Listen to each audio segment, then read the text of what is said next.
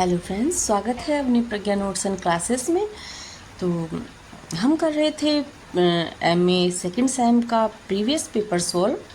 और आज जो पेपर सोल्व कर रहे हैं कथा साहित्य का पेपर है ये, और इसका आज दूसरा भाग है। और 35 प्रश्न तक हम पिछले भाग में सोल्व कर चुके हैं। आज 36वां प्रश्न है और तो ये सोल्व करते हुए आगे बढ़ते हैं, साथ ही साथ एक्सप्लेन करते चलते हैं। तो यदि वीडियो उपयोगी लगे तो चैनल को सब्सक्राइब करें, लाइक करें, और अगर कोई क्वेश्चन है तो प्लीज़ कमेंट बॉक्स में जाके पूछ सकते हैं। तो बिना समय गवाए शुरू करते हैं। तो हमने वैसे तो उत्तर जान लिया था। 36 जिन्होंने पार्ट 1 देखा है उन्हें पता है कि मेलांचल उपन्यास किस गांव को केंद्र में रखकर लिखा गया है। तो ये 36 नंबर का प्रश्न था और हमने इसका आंसर जान लिया था। तो किस गांव को केंद्र में रखकर किया गया था? मेरीगंज। तो मुझे इसके विषय में थोड़ा कुछ बताना था। ये है मेलांचल, इसकी मूल प्रति है। तो मैं आपको दिखाना चाहूँगी कि ये वर्णन कहाँ पे आया है। मेरीगंज के विषय में मैंने हाईलाइट किया हुआ है। प्रश्न इस प्रकार भी आ सकता है कि मेरीगंज की नींव जो है, मेरीगंज में जो कोठी थी उसकी नींव किसने डाली थी, या उस गांव का नाम मेरीगंज किसने रखा था। तो यहाँ पर हम देख सकते हैं, आज से करीब 35 साल पहले जिस दिन W.G. मार्टिन ने इस गांव में कोठी की नींव डाली, आसपास के गांवों में ढोल बजवाकर ऐलान कर दिया। आज से इस गांव का नाम हुआ मेरीगंज। मेरी मार्टिन की नई दुल्हन थी जो कलकत्ता में रहती थी। तो प्रश्न इस प्रकार से भी आ सकता है कि मेरीगंज का नाम मेरीगंज क्यों हुआ और किसने रखा था? W.G. मार्टिन ने। तो अगला प्रश्न देख लेते हैं। ये मेलांचल है फणीश्वर नाथ रेणु। यदि इससे संबंधित कोई प्रश्न आप पूछना चाहते हैं या मूल पाठ से संबंधित कोई भी प्रश्न आपके मन में है तो पूछ सकते हैं, क्योंकि मेरे पास इसकी जो मूल प्रति है वो मेरे पास उपलब्ध है। मैं आपके सभी प्रश्नों का समाधान करने का प्रयास करूंगी। अगला प्रश्न है,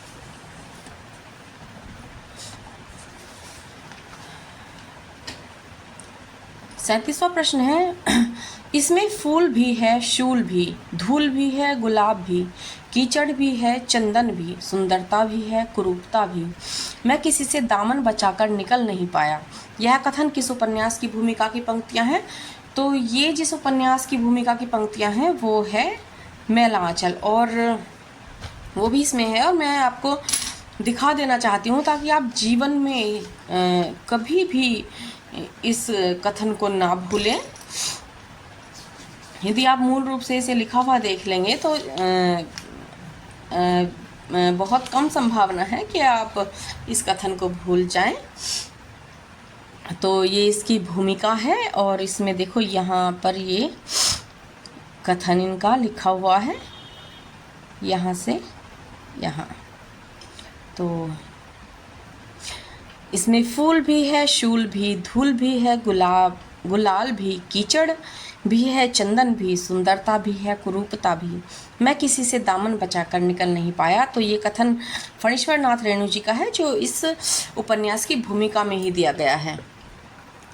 प्रश्न नंबर 38 है, आचार्य प्रसाद द्विवेदी को किस वर्ष पद्म भूषण सम्मान दिया गया था? तो इसका उत्तर है 1957 ईस्वी। पहला ही ऑप्शन इसमें सही हो जाएगा। और आचार्य हजारी प्रसाद द्विवेदी जी को साहित्य और शिक्षा के क्षेत्र में उनके उत्कृष्ट योगदान के लिए भारत सरकार द्वारा 1957 में पद्म भूषण से सम्मानित किया गया था।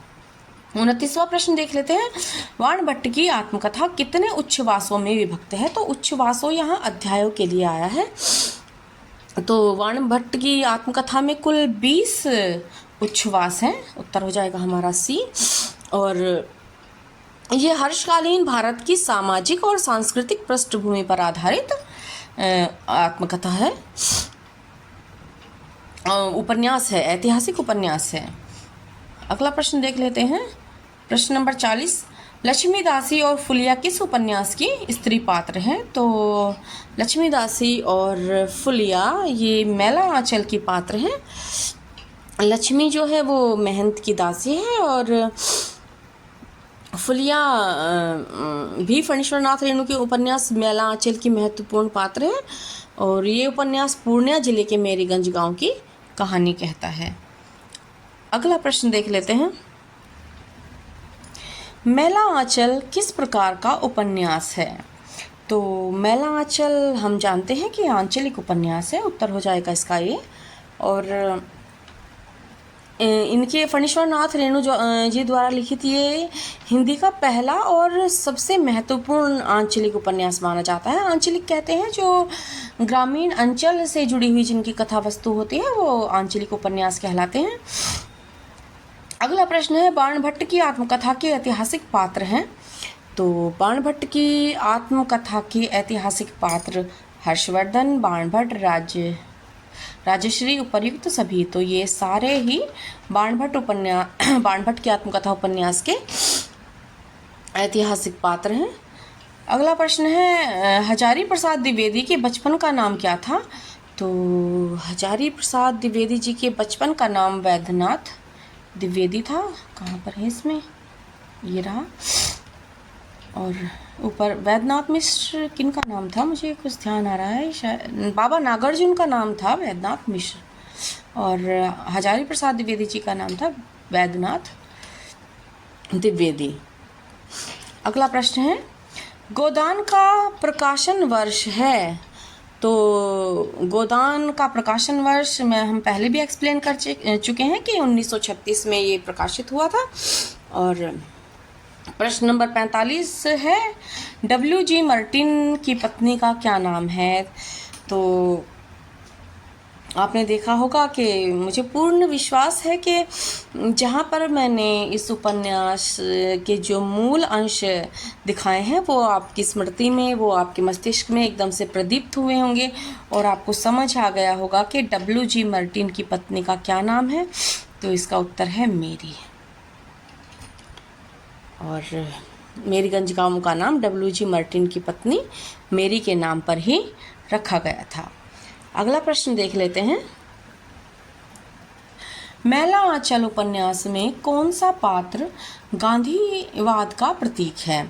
तो मैला आंचल में जो बावन दास हैं वो फणीश्वरनाथ रेणु जी के इस उपन्यास में बावन दास जी को निस्वार्थ और समर्पित गांधीवादी कार्यकर्ता के रूप में चित्रित किया गया है। तो उत्तर हो जाएगा हमारा ए, बावन दास। अगला प्रश्न है, बाणभट्ट की आत्मकथा की नायिका हैं? तो बाणभट्ट की आत्मकथा की नायिका हैं तो इसमें ए और बी, भट्टिनी और निपुणिका, दोनों ही मुख्य स्त्री पात्र हैं। तो उत्तर हो जाएगा हमारा डी, ए और बी दोनों, यानी कि भट्टिनी और निपुणिका हजारी प्रसाद द्विवेदी जी के उपन्यास में दोनों ही मुख्य स्त्री पात्र नायिकाएं हैं। अगला प्रश्न है, आचार्य हजारी प्रसाद द्विवेदी ने कुल कितने उपन्यासों की रचना की? तो आचार्य हजारी प्रसाद द्विवेदी जी ने 4 उपन्यासों की रचना की थी और उनके नाम मैं बताती चलती हूँ। बाणभट्ट की आत्मकथा, चारुचंद्र लेख, पुनर्नवा और अनामदास का पोथा। एक बार से दोबारा से मैं रिपीट कर देती हूँ और आप याद रखेंगे इस तथ्य को कि आचार्य हजारी प्रसाद द्विवेदी जी के रचित 4 जो उपन्यास हैं, कुल 4 उपन्यासों की उन्होंने रचना की। उनके नाम हैं बाणभट्ट की आत्मकथा, चारुचंद्र लेख, पुनर्नवा और अनामदास का पोथा। चलते हैं अगले प्रश्न की ओर। प्रश्न नंबर 49 है, मैला आंचल कितने खंडों में विभाजित है? तो मैला आंचल जो है वो केवल 2 खंडों में विभाजित है। प्रश्न 50 पर आ गए हैं। डॉक्टर प्रशांत और कमला के पुत्र का नाम क्या है? तो प्रशांत और कमला के पुत्र का नाम नीलोत्पल है, और ये नाम इनको जो डॉक्टर प्रशांत की मित्र थी ममता, उन्होंने दिया था। चलते हैं अगले प्रश्न की ओर। मुंशी प्रेमचंद का मूल नाम क्या है? तो मुंशी प्रेमचंद जी का मूल नाम धनपत राय था। प्रश्न 52, गरीबी और जहालत इस रोग के 2 कीटाणु हैं, यह कथन किसका है? तो ये कथन डॉक्टर प्रशांत का है। उत्तर हो जाएगा हमारा डी। 53वें प्रश्न पर आ गए हैं। मैला आंचल का उपन्यास में कांग्रेसी नेता कौन है? तो इनमें कांग्रेसी नेता हैं बालदेव जो हैं वो गांधीवादी कांग्रेसी कार्यकर्ता और नेता के रूप में चित्रित किए गए हैं। प्रश्न 54, होरी की मृत्यु कैसे हुई? तो होरी की मृत्यु हुई थी लू लगने से। अत्यधिक धूप और लू में अत्यधिक काम करने की वजह से होरी की तबीयत एकदम से खराब हो गई थी और कुछ समय बाद उसकी मृत्यु हो गई। तो वो खेत में भीषण गर्मी में खेत में काम कर रहे थे और अत्यधिक थकान के कारण उनकी मृत्यु हो गई। प्रश्न 55 पर आते हैं। हजारी प्रसाद द्विवेदी का जन्म कब हुआ? तो हजारी प्रसाद द्विवेदी जी का जन्म वर्ष है 1907। उत्तर हो जाएगा हमारा 20। साथ में हम ये भी जान लेते हैं कि इनका जन्म 19 अगस्त क्षमा कीजिए 19 अगस्त 1907 को उत्तर प्रदेश के बलिया जिले में हुआ था। ये ध्यान रखेंगे। चलते हैं अगले प्रश्न की ओर। बाणभट्ट की आत्मकथा का नायक कौन है? तो बाणभट्ट की आत्मकथा का नायक बाणभट्ट है। उत्तर हो जाएगा हमारा डी। ये एक ऐतिहासिक उपन्यास है और इसके मुख्य पात्र और नायक का नाम स्वयं बाणभट्ट है। प्रश्न 57, स्त्री प्रकृति है किंतु उसकी सफलता पुरुष को बांधने में है, किंतु सार्थकता पुरुष की मुक्ति में है। यह कथन किसका है? तो यह कथन बाणभट्ट की आत्मकथा की पात्र हैं महामाया, उनका कथन है। अगले प्रश्न पर आ जाते हैं। मैला आंचल में सोशलिस्ट पार्टी का प्रतिनिधित्व किस पात्र ने किया है? तो फणीश्वर नाथ रेणु के उपन्यास मैला आंचल में कालीचरण जो हैं वो सोशलिस्ट पार्टी के सक्रिय कार्यकर्ता और नेता के रूप में उभरते हैं। तो उत्तर हो जाएगा हमारा कालीचरण। अगला प्रश्न है। मेरीगंज गांव में किस रोग का सेंटर खुलने वाला है? तो उसमें मेरीगंज गांव में मुख्य रूप से मलेरिया रिसर्च सेंटर की स्थापना की बात की गई है। तो उत्तर हो जाएगा हमारा डी, मलेरिया। अगले प्रश्न पर आ जाते हैं। बावन दास किस उपन्यास का पात्र है?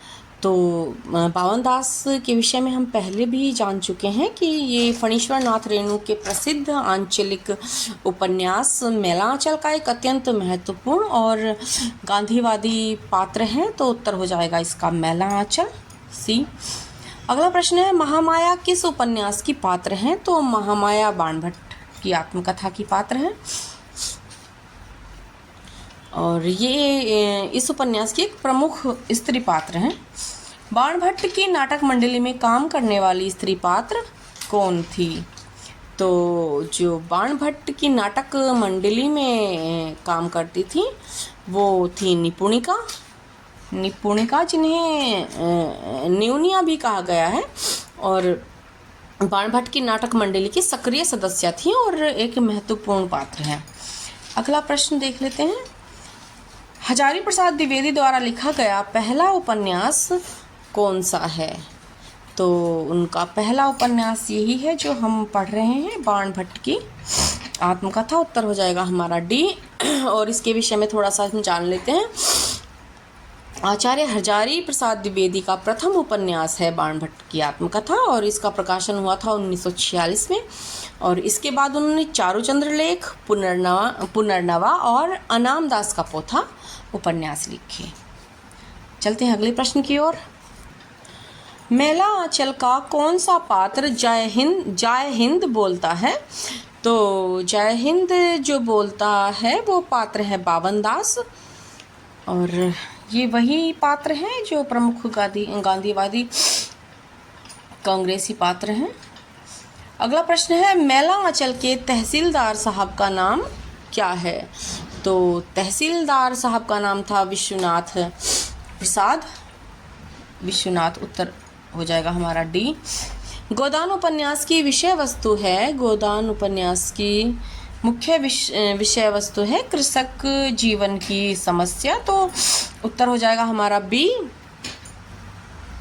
और अगला प्रश्न है, तमस किसका उपन्यास है?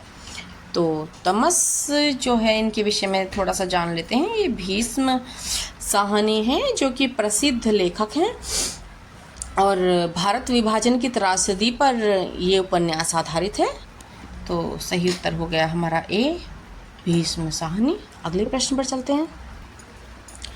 आवा किसकी कृति है? तो आवा जो है वो चित्रा मुद्गल जो लेखिका हैं उनका चर्चित उपन्यास है, तो उत्तर हो जाएगा हमारा चित्रा मुद्गल सी। और इसके विषय में थोड़ा सा जान लेते हैं। ये वही उपन्यास है जिसके लिए इन्हें वर्ष 2003 में व्यास सम्मान से सम्मानित किया गया था, और ये उपन्यास जो है वो मुंबई के जो मजदूर आंदोलन हैं उन मजदूर आंदोलनों की पृष्ठभूमि पर आधारित है। अगला प्रश्न है, तमस उपन्यास की विषय वस्तु है? तो तमस हमने पहले ही जान लिया था कि तमस उपन्यास की विषय वस्तु है विभाजन के दौरान भड़के सांप्रदायिक दंगे और मानवीय त्रासदी, और उत्तर हो जाएगा हमारा भारत पाकिस्तान विभाजन, क्योंकि विभाजन के समय ही सांप्रदायिक दंगे भड़के थे और बहुत ज़्यादा मानवीय त्रासदी का उस समय लोगों ने सामना किया था। और इस उपन्यास के लिए 1975 में भीष्म साहनी जी को साहित्य अकादमी पुरस्कार भी मिला था। कब मिला था? साहित्य अकादमी पुरस्कार 1975 में। ये बात हम ध्यान रखेंगे, भूलेंगे नहीं। अगला प्रश्न है, गोदान उपन्यास का नायक है? तो गोदान उपन्यास का नायक हम कई बार जान चुके हैं, होरी है। उत्तर हो जाएगा हमारा डी। गोदान में कौन से गांव की कथा वस्तु है? तो गोदान में बेलारी और सेमरी गांव की कथा वस्तु है।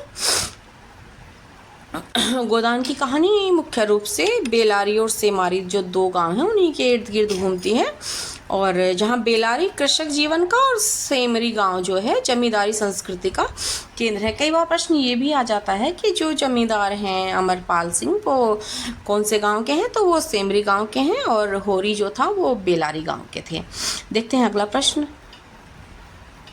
तो आज हमने प्रश्न 71 तक हमने समझ लिए हैं, तो आज का सेकंड पार्ट बस इतना ही रहेगा। कल हम ये पेपर जो 100 क्वेश्चन है, आगे 30 क्वेश्चन बचेंगे, कल उनको पूरा कर लेंगे। और यदि किसी का कोई प्रश्न है तो प्लीज़ कमेंट बॉक्स में जाके कमेंट करिए। और जहाँ तक मुझे जानकारी है, माँ शाकुंभरी यूनिवर्सिटी के जो एग्ज़ाम है, तो MA हिंदी सेकंड सेमेस्टर के एग्ज़ाम 4 मई से हैं, यदि मैं सही हूँ तो। और कुछ और डेट है तो मुझे कमेंट करके बताइए। बाकी मैं चाहती हूँ कि जब तक आपके एग्ज़ाम स्टार्ट हो आप पाँचों के पाँचों पेपर सोल्व कर लो, और आपकी लगभग मैं तो कहूँगी 90% तैयारी इन्हीं से हो जाएगी।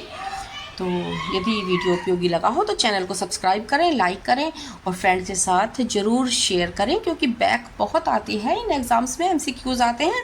लेकिन मेरा प्रॉमिस है कि यदि आप मेरी क्लासेस पढ़ोगे, पेपर सोल्व करोगे, तो आपकी बैक नहीं लगेगी और आप अच्छे अंकों के साथ पास होंगे।